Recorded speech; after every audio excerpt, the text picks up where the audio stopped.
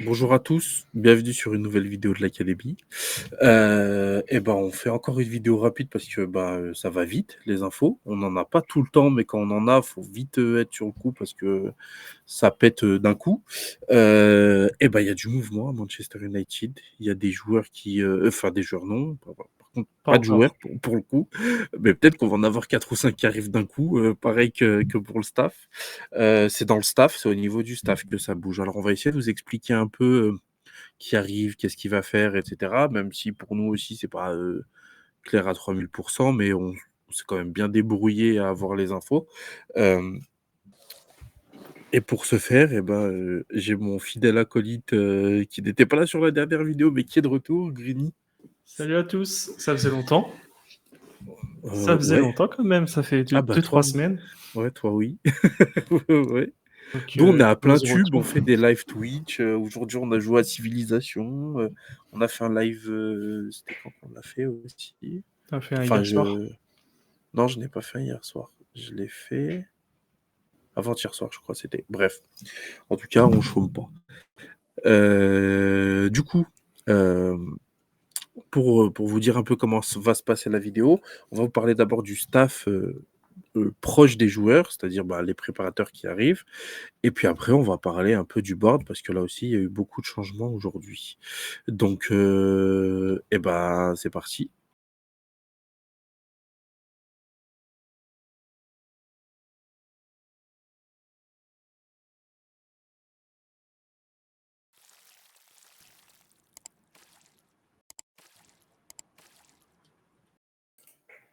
Du coup, on commence par qui? C'est qui ta petite priorité? Ah, ma priorité, c'est la bonne nouvelle parmi les deux. Hein, disons que Ruud van Nistelrooy, c'est l'excellente nouvelle dans le staff. Parce que Qui sort de nulle part, cette déjà, info. d'une, on s'y attendait pas.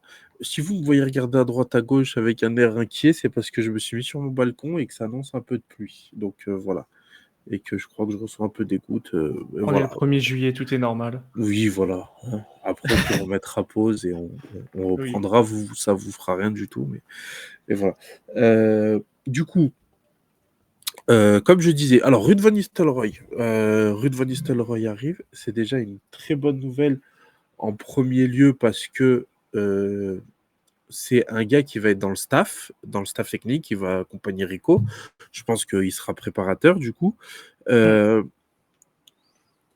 Alors qu'il y a 2 ans de ça, il était coach d'une équipe première qui faisait une belle saison en Eredivisie, donc à Feyenoord.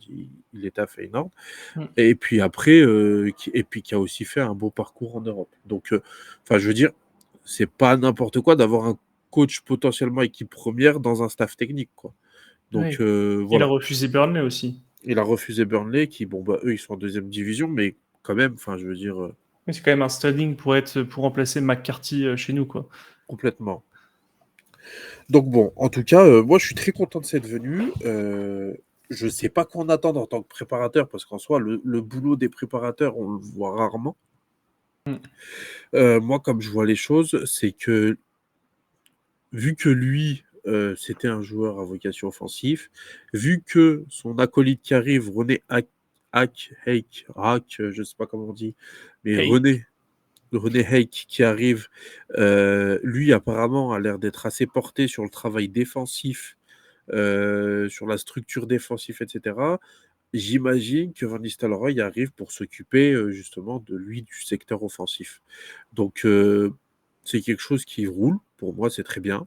Sachant que René Heik aussi était un coach de première division hollandaise, les Go Ahead Eagles qui étaient là, ils ont fini milieu de tableau. Donc, euh, donc voilà, c'est deux ajouts de très bonne qualité, je pense, à notre Mm. effectif de préparateurs. Et toi, qu'est-ce que t'en penses? J'aime bien, surtout le fait que Van Nistelrooy, je pense, il a peut-être en idée de faire une passation de pouvoir avec Rico si ça se passe mal. Je Ça pense peut qu'il va être faire en une une sorte demi-heure. d'adjoint qui peut évoluer vers entraîneur si ça se passe bien. Enfin, si ça Ouais. se passe mal pour Rico, peut-être. Donc c'est aussi une bonne porte de sortie pour nous. Là, on lui laisse, il va continuer cette saison. Si ça se passe mal, il n'y a pas besoin de faire toute une démission, chercher un nouveau coach. On peut directement retomber sur nos pattes. Donc je Il pense fera aussi, l'intérim. ouais, voilà, il fera l'intérim. Donc je pense que c'est une bonne solution. Surtout qu'il va pouvoir faire, vu que c'est un joueur du staff, mais qui est passé par le club, il va pouvoir faire une sorte de liaison entre les joueurs et Ouais. l'entraîneur. Et je Mhm. pense que c'est un gros plus à avoir dans un staff. Après, comme on dit, comme tu as dit, on voit pas ce qu'un staff rapporte directement à l'équipe. Donc ça va être du non visuel pour nous. Mais je pense que là, on est vraiment en train de bien se structurer et de façon intelligente surtout. Ouais. Après, il y a aussi la personnalité des gars. On a vu les vidéos de René Hake qui est en train de se farcir ses joueurs. Et ça, c'est quelque chose qu'on aime bien, du coup. Et on va se retrouver dans 3 secondes parce que là, ça commence vraiment à pleuvoir. Du coup, c'est bon, il est rentré chez lui. Il va plus regarder à droite à gauche. Il n'y a plus de pluie. Il s'est passé la pluie et un penalty raté de Cristiano Ronaldo. Je sais pas ce qui est le plus, le plus bizarre. Du coup, on parlait de Ronnie Hake, qui avait des méthodes de travail peu communes, peu en relation avec les droits de l'homme, C'est apparemment apparemment. peu pédagogue. Après, qu'est-ce qu'il y avait d'autre? Rude, on Ah en a oui, et donc parlé. oui, j'en venais là, je disais qu'en gros, on a ramené quand même, parce qu'en plus, Ruud, on le connaît, tu vois, on a vu René à l'œuvre, mais Van Nistelrooy, on le connaît. Hmm. Donc on a ramené 2 gros caractères quand même dans le staff. Et peut-être, j'aime pas être un bandeur d'autorité, tout ça, mais peut-être que l'année dernière, à un moment, il nous a manqué ça, tu vois. On le verra si ça va peut-être servir à recadrer certaines. Peut-être que ça va faire exploser le vestiaire parce qu'il faut pas, parce qu'ils vont crier sur la mauvaise personne et tout ça, mais s'ils sont bien soutenus par le board et que c'est bien fait, que c'est bien mené, que c'est pas juste être des tyrans à la con, je pense que ça peut ramener quelque chose aussi qui nous manquait au niveau des personnalités des gars, tu vois. Ouais. Surtout que on n'en a pas parlé quand on parlait de Rude, mais c'est lui qui a sorti Braithwaite, Comment ça? qui a fait exploser Braithwaite. C'est Ah lui le oui. premier à le faire prêter et qui a joué avec. Ouais, mais alors vite Et qu'on là, recrute de Ligt alors. c'est lui qui a fait péter Simmons. Ça c'est bien. Bah, peut-être qu'il le ramènera Donc, du coup. donc il peut te ramener des relations et je suis tombé sur ses interviews où il explique son style de jeu. C'est un style de jeu que Ineos veut amener à Manchester. Mhm. Jouer haut, avoir des défenseurs rapides pour pas te faire maguireiser. Et voilà, et peut-être du pressing à l'intensité. Donc je pense qu'on est sur la bonne voie avec ce monsieur. Mhm. Après, Bah, l'avenir moi nous je le pense que dira. oui, c'est 2 bonnes additions, mais sur le profil, après, comme on disait sur les compétences, on peut encore moins déjà qu'on n'est pas Mm. très compétent pour juger des compétences de mecs qui font un métier qu'on fait pas, enfin qu'on n'est pas qualifié pour faire. Oui, c'est sûr. Mais en même temps, on peut avoir une idée, tu vois, quand on voit les choix de Rico, même si on n'est pas coach, même si on n'est pas compétent, on peut se faire une idée. Alors pour un truc qu'on voit même pas les Ouais. applications au quotidien, les choix, les trucs, aller savoir si le mec fait du bon boulot ou pas, on ne pourra pas. Enfin voilà. Mais en tout cas, c'est 2 très bonnes nouvelles. Moi, je suis très content qu'ils viennent. Puis c'est le genre de mec, tu vois, Van Nistelrooy, j'aime bien parce qu'il a été au club, donc il connaît un peu le club, il connaît des personnes au club, il connaît l'histoire du club. Et en Mentalité, ouais. même temps, voilà, et en même temps, il en a été éloigné, tu vois. Il n'a pas été en train de graviter autour du club pendant toutes ces années de merde, enfin, tu vois. Il est Mm. reparti, il a fait sa vie, Real, Schalke, tout ça, machin. Et puis après, il a commencé sa carrière de coach, et là, maintenant, il reprend, enfin, il revient, tu vois. Et ça, c'est le genre de choses qui me chauffe bien, tu vois. C'est le genre de profil que j'aime bien. Être du club, mais sans en être trop proche non plus, tu vois. Ouais, sans être un Neville ou un Ferdinand. Bah, c'est ça, Neville et Ferdinand, il y a des choses qui se jouent avec eux, on ne sait pas s'ils sont honnêtes ou s'ils essaient de gratter un poste, tu vois. Mm. Van Ouais, Nistelrooy, il est juste parti, il a travaillé et il revient, tu vois, ouais, il a pris l'opportunité qui se présentait. c'est ça, Enfin, il a pris le risque aussi, parce que redescendre d'un échelon, c'est un risque c'est en ça. soi. Et en plus, ce qui est bien aussi, c'est que si ça marche, ça va motiver des coachs de division inférieure à venir chez nous, tu vois. En se disant, ben, tu vois, genre, si ça marche pour nous et que Van Nistelrooy il finit coach de la sélection néerlandaise ou d'un autre bon club, etc., ben, les gens vont se dire, ben, plutôt que d'aller dans des clubs de cons, ben, peut-être que d'être préparateur à Manchester ou Oui, être adjoint, baisser d'un rang, mais pouvoir évoluer, ouais, ça peut te voilà. permettre de monter les Donc ça échelons. rendra aussi le métier plus attractif si ça Mm. marche en plus. Non, bah oui, c'est vrai que sur le papier, c'est intéressant.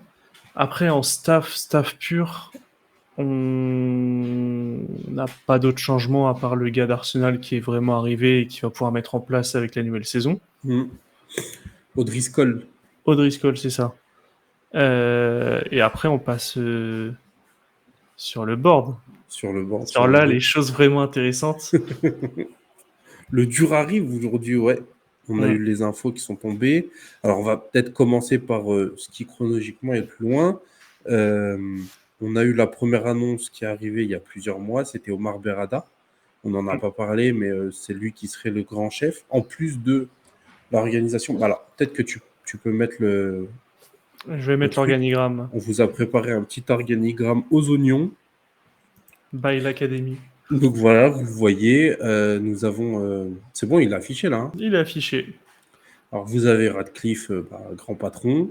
On aurait d'abord un sort de board avec Brailsford, Jean-Claude Blanc et Berrada. Jean-Claude Blanc, il est plus là en tant qu'intérimaire, en fait, du coup, Mm. puisque ben, on n'était pas sûr que Mm. que Dan Ashworth allait arriver. Donc, pendant ce temps, bah, Jean-Claude Blanc prend ce rôle-là. Euh, donc, on a les trois. Brailsford, on sait, il est là surtout il était là surtout pour rencontrer le personnel à Manchester et faire un sort d'audit sur le club. Voilà, un Savoir ce petit qui état des marche. lieux, quoi. Voilà, c'est ça. Un état des lieux du club. Je pense qu'il l'a bien fait parce que bah, les besoins ont bien été ciblés. Jean-Claude Blanc, je pense que bah, il est là pour fixer une, une politique à long terme, tu vois, mais Mm. que Ashworth va reprendre. En vrai, je pense que les deux ont été au téléphone très souvent et qu'il y a une continuité dans le boulot, tu vois, même s'il y a eu du Et, gardiennage et tout ça. ouais. Et de toute façon, Blanc reste dans la structure Ineos après, donc je pense Oui, qu'il aura, enfin, dans il va tous pas les cas, sortir complètement du cadre. c'est ça. Et du coup, la première arrivée, après ceux qui sont arrivés avec Ineos, qui ont débarqué avec Ineos, sont Marberada, qu'on a débauché de Manchester City, et qui devient du coup CEO, donc Chief Executive Officer. Donc en gros, je pense que c'est l'équivalent du président dans les clubs Ouais, c'est de ça, Ligue 1. président ou directeur général, je sais pas quel Ouais, terme est le plus exact. voilà. Donc en gros, c'est lui qui va s'occuper de toutes les affaires de la vie courante, tu vois, l'administratif, les relations avec la presse, tout ça, c'est lui. Qui va Il va gérer les dossiers chauds. voilà, il va gérer les dossiers chauds, il va gérer Bezos. les prolongations, enfin tout ce qui est salaire du personnel, donc aussi des joueurs. Et Omar Berrada, on l'a vu dans plusieurs interviews, c'est pas quelqu'un qui va surpayer les joueurs apparemment. C'est quelqu'un Oui, qui va vouloir payer le prix juste et on le voit. Bah, on a vu aujourd'hui avec Ashworth. Bah, on n'a pas voulu payer les 20 millions qu'il voulait. On a attendu 2-3 mois et bah, apparemment c'est 2 millions. On en reparlera, mais voilà. Ça a l'air d'être Et puis c'est pareil pour Braithwaite, on s'est mis sur Braithwaite, ça demande 70 millions, c'est complètement déconnant, bah, on passe à autre chose. et surtout, Donc, il est intelligent dans sa façon de travailler. Après, je ne sais pas si c'est que lui, mais Newcastle et Everton étaient très dans le rouge par rapport au fair play financier, qui se terminait le 31 juin, ou le 30 juin, enfin avant le 1er juillet. Et Newcastle a vendu une de ses pépites 30 millions parce qu'ils étaient dans la nécessité. Et je pense que Berrada était au courant de tout ça. Et c'est pour ça qu'il a réussi à 8 heures avant le 1er juillet à acheter la clause de gardiennage de Ashworth ouais. pour seulement 2 millions. Et puis je pense aussi que Newcastle, ils ont intérêt à avoir bah déjà à pas payer à Schwartz pour rien. Mm. Je pense que la chose qui a été faite, c'est qu'on lui a mis un ultimatum en fait au gars de Newcastle. On lui a dit si le 30 juin il est pas là, nous, on a besoin de commencer avec lui. S'il est pas là, on le prendra pas. On le prendra pas cet été. On va attendre la fin de son gardiennage et vous allez le payer à rien faire en fait. Sachant que eux ne pouvaient pas recruter un nouveau directeur sportif. En plus, donc tu vois, ça bloque tout le monde. Eux, ils n'ont pas intérêt. En plus, ils ont vu que nous, on a mis Jean-Claude Blanc, qui est quelqu'un de très compétent en plus Qui sort de Paris quand même, en du projet intérim. Paris. Donc, Bah voilà, il a fait Paris, il a fait la Juve. Enfin, je veux dire, on était moins dans le besoin qu'eux quand même dans l'histoire. Donc dans tous les cas, ah, mais j'ai cru qu'il y avait un penalty, non, c'est un coup franc. Dans tous les cas, ça reste une bonne gestion. Les dossiers en cours ont été bien gérés. Le seul petit bémol, pour moi, mais je ne sais pas si ça vient de Berada ou pas, c'était Nike, c'est sa prolongation de contrat. Ça a été très long, ça a pris du temps. la façon dont ça a été fait surtout. Voilà, on ne va pas refaire la vidéo parce qu'il y a une vidéo qui parle de ça, donc je vous invite à aller la voir, il n'y a aucun problème. D'ailleurs, merci beaucoup pour tous vos likes, vos commentaires et tout ça sur les dernières vidéos, elles marchent très bien. Donc, merci beaucoup à part celle d'au revoir à Martial. Je pense que c'est le sujet qui vous intéresse, Anthony Et en Martial. plus, elle est sortie le premier jour de l'Euro, donc le timing était Oui, c'est ça, pourri. en plus. Mais voilà, donc en tout cas, non, celle qui est sortie le premier jour de l'Euro, c'est les mercato des viewers, la Ah oui, deuxième. l'épisode 2. Ouais. Celle-là, oui. Pour ça, on ne la met pas. Le timing était pourri, puis on a fait comme 350 vues, ce qui n'est pas dégueulasse pour nous.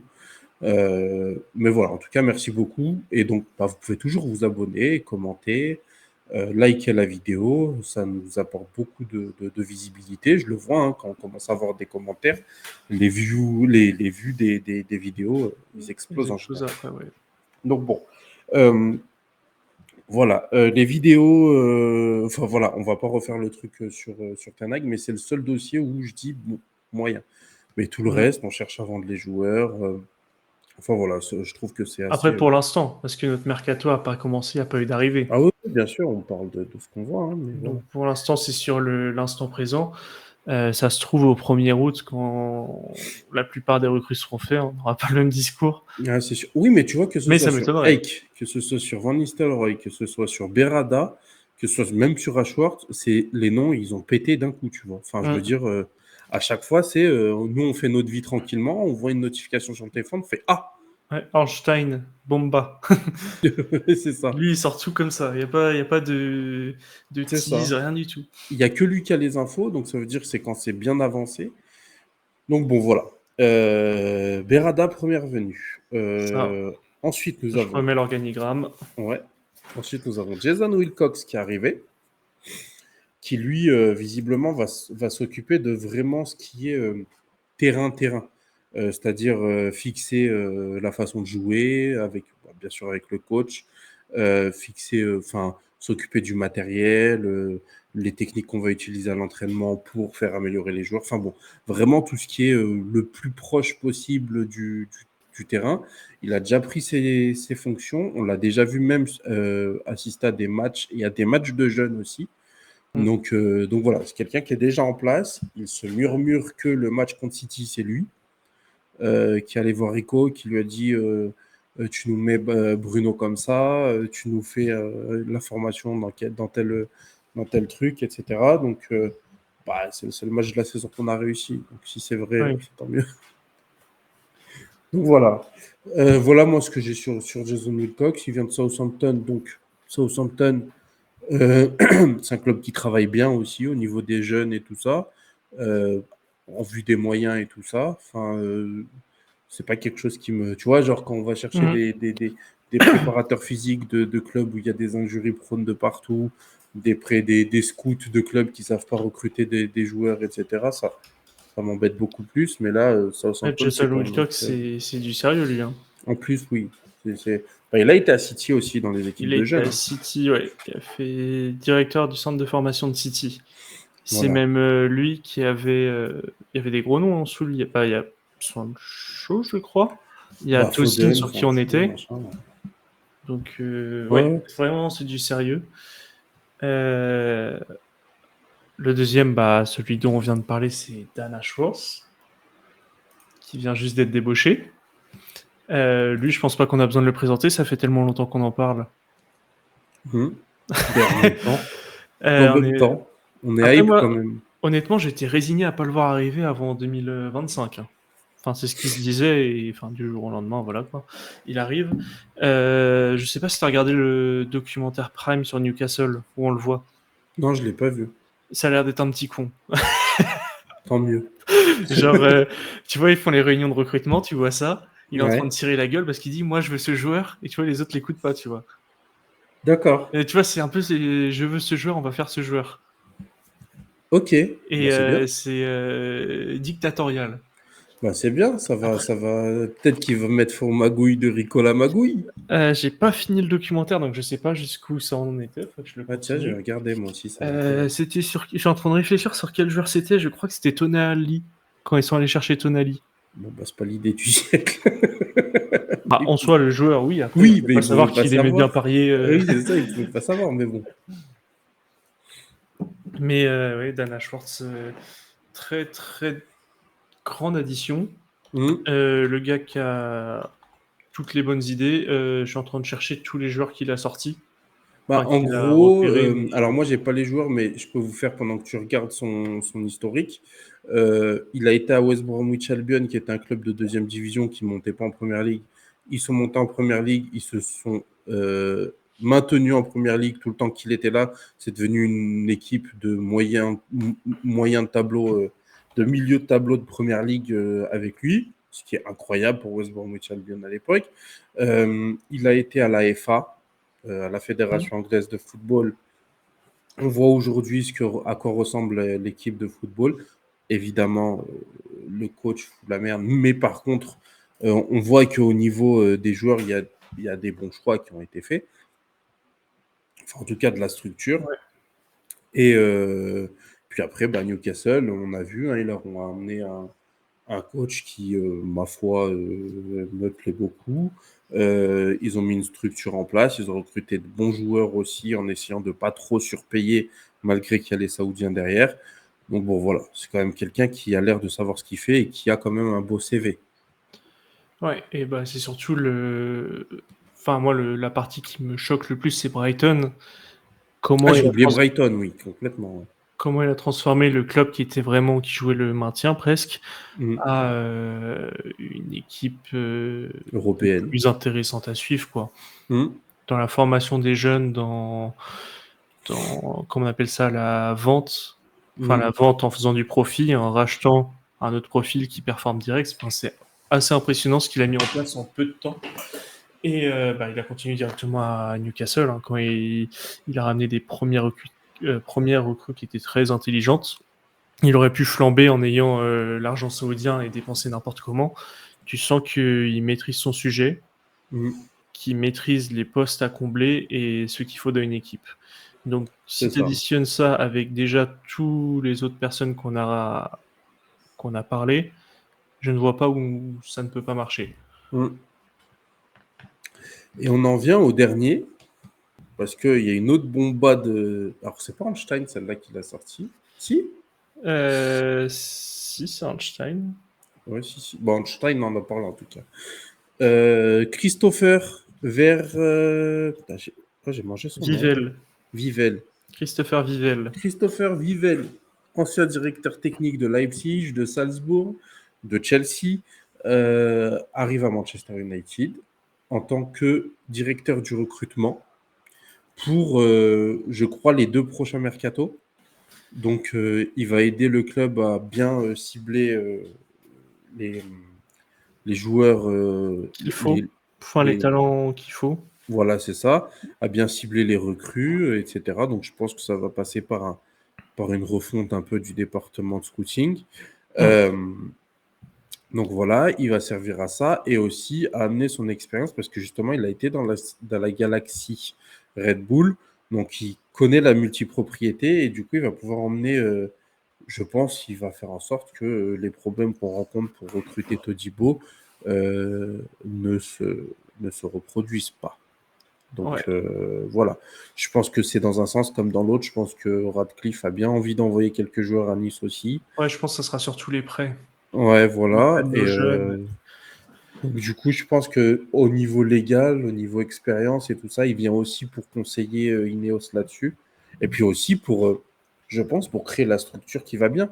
Pour quand tu Mm. ramènes un joueur de Nice, et ben, que ça se passe bien. Que à Nice, on n'ait pas l'impression que ce soit un club de seconde zone même si dans les faits, c'est ce qui va se passer, du coup. Enfin, voilà, du coup, Après, ce c'est... que j'ai vu sur le multi-club, le plus dur à mettre en place, c'est en fait créer la même identité à Manchester qu'à Nice pour que tu puisses envoyer tes jeunes Hmm. dans une sorte de continuité pour voir s'ils peuvent exploser dans ton modèle de jeu. Et c'est ça qui est le plus compliqué. Parce que Nice, ils ont peut-être pas le même style de jeu que Manchester, et tu auras même Lausanne aussi. Ouais. Donc ça va être ça le plus dur à mettre en place, mais si tu as déjà Et s'ils Berada qui sont fait ça... vraiment nuls, il y a une équipe de cyclisme. Oui, mais, Ce serait drôle. mais ça va être intéressant. Ouais. Sachant qu'à Lausanne, je sais pas si tu connais, il y a Pafundi, l'italien là, Mhm. qu'on va bientôt ramener à Manchester, je suppose, vu comment c'est en train de se goupiller. Bah écoute, bah, après là, Lausanne, il y aura moins de problèmes parce qu'ils sont pas européens. Oui, mais c'est qu'il est Donc, trop jeune, il a 16 ans encore. oui, oui. Mais Lausanne a fait un peu comme Textor avec son club belge là, où il a pété les prix Mhm. pour de la Ligue suisse. Donc c'est clairement un transfert en devenir pour aller soit à Nice, soit à Manchester. Moi, c'est très Donc bien. on sent les premières billes qui commencent à être placées. Ce serait même bien qu'il aille d'abord à Nice, puis après à Manchester.